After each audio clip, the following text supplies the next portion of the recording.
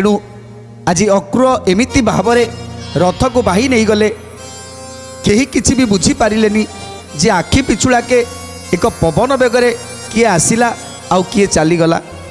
सीधा नंदीघोष रथरू जाई पहुँची गले जोठी रही राजा उग्रसेन भ्राता बलराम एवं समस्त यादव माने सेई जगार जाई उपस्थित हो गले। प्रथमे उग्रसेन को पाद को स्पर्श करी प्रणाम जनाउछंती श्रीकृष्ण आ रुक्मिणी। तापरे बलराम को पाद स्पर्श करी प्रणाम जनाउछंती। जितेबले देखीदेले रुक्मिणी की नहीं कृष्ण आसीछंती सेतेबले समस्ते खुशी हो गले। आज बलदेव मध्य आनंदित हो गले, उग्रसेन मध्य आनंदित हो गले, समस्त यादव माने मध्य आनंदित हो जाइछंती।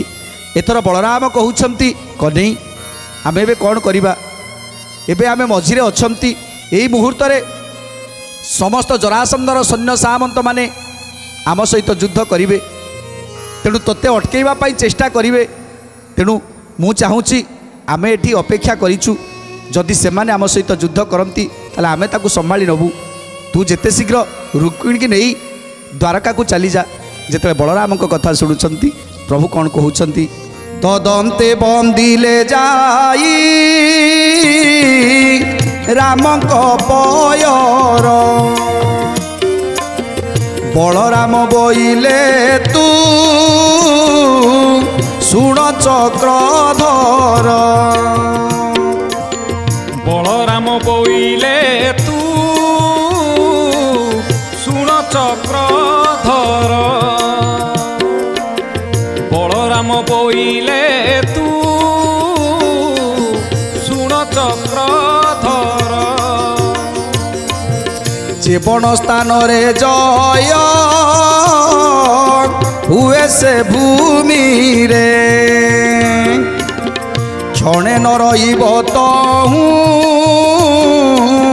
पलाइब खरे। क्षण न रहिब तहु पलाइब खरे। क्षण न रहिब तहु पलाइब खरे। तेणु बलराम कहउछंती कन्हई जो जगार जय हुए जितेबाला आमर जय होइछि तेणु से जगार गोटे मुहूर्त भी रहिबा कथा नुहे।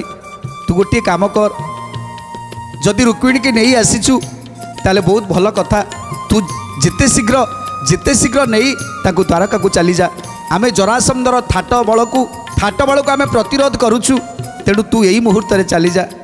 तेणु बलरामंकर कथा शुणी आज उग्रसेन मध्य कहउछंती हाँ श्रीकृष्ण तबे शीघ्र चली जाओ, तबे शीघ्र चली जाओ, ता नहेले जरासंधर सैन्य सामंत मान आसी पहुँची जिबे। तेणु आमर तो जय होइछि, युद्ध रे आमको केबे परास्त करि परिबनी से जरासंध, काहेकि ना आम पाखरे बलराम अछि, आम पाखरे सुरथ अछि। तेणु आमको से परास्त करि परिबनी।